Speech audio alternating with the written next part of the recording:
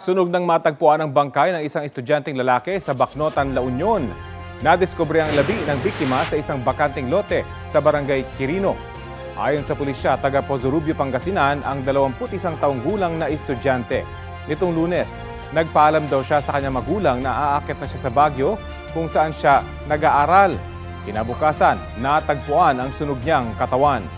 Base sa paunang investigasyon, pinukpok ng matigas na bagay sa noo at ulo ang biktima. May mga sugat din siya sa kanang hita na hinihinalang dahil sa ice pick. Inaalam pa kung paano napadpad sa La Union ang biktima. May person of interest na ang pulisya at motibong tinututukan pero hindi muna sila nagbigay ng ibang detalye. Sinisikap pang makuna ng pahayag ang pamilya ng biktima. Kapuso, alamin ang maiinit na balita. Bisitahin at mag-subscribe sa GMA Integrated News sa YouTube. Sa mga kapuso abroad, samahan niyo kami sa GMA Pinoy TV at sa www.gmanews.tv.